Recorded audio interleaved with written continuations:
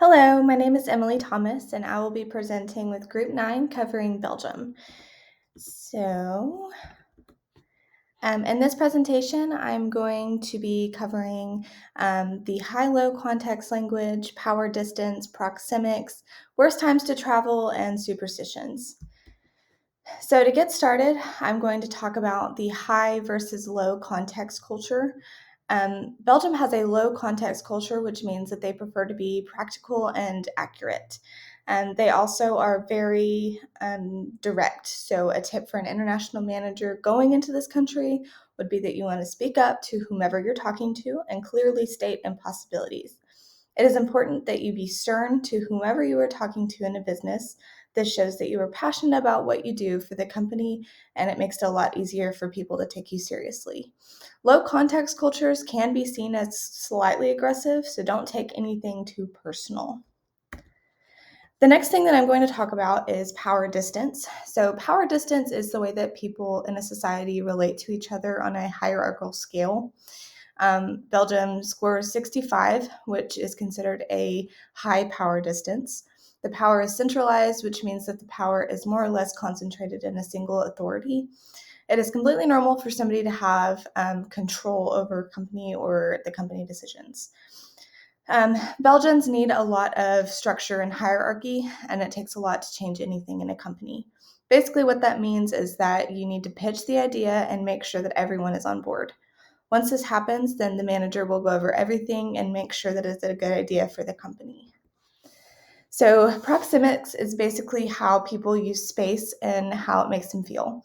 It is very important in a business for communication, teamwork, and culture.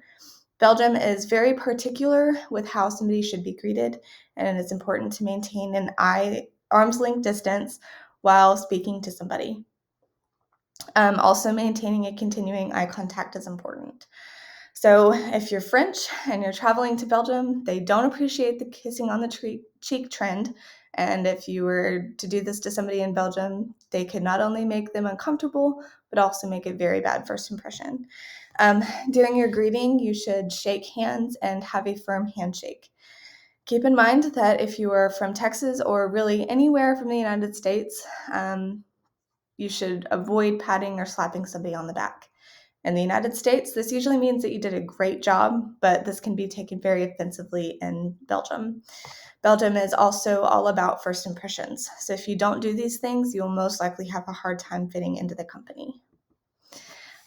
Just like traveling in any other country, you should always avoid major holidays. These will include Labor Day, National Day, which is a day of festivities that are important to the Belgian culture, Christmas, and Easter. So when you are traveling to Belgium, it is important to know the correct times and what the low seasons are so that you don't get trapped with all of the tourists. So you never want to travel to Belgium in the middle of winter or summer.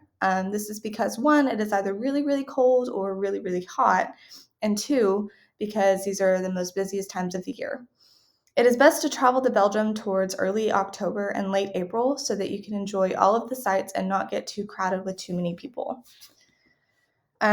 Some of the gift superstitions in Belgium include giving flowers, but never giving them in odd numbers and never giving chrysanthemums.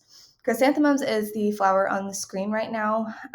They are very, very pretty, but they symbolize death, and it is very offensive to the receiver. You should also avoid giving anything with the company logo on it because, again, this will be taken very offensively. This shows that you didn't put too much thought on your gift and it wasn't really from the heart. So to be safe, gift baskets are always appreciated and very easily customizable depending on the person receiving them. As you can see on my screen, that's a gift basket and it is very, very cute. It's super, super simple to make. And it shows that you really care about the person that you're giving it to. They also like chocolate, but make sure that the person isn't allergic to the chocolate because it's probably not going to make the best first impression.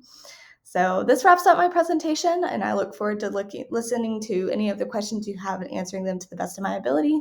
So y'all have a great evening and a very, very Merry Christmas.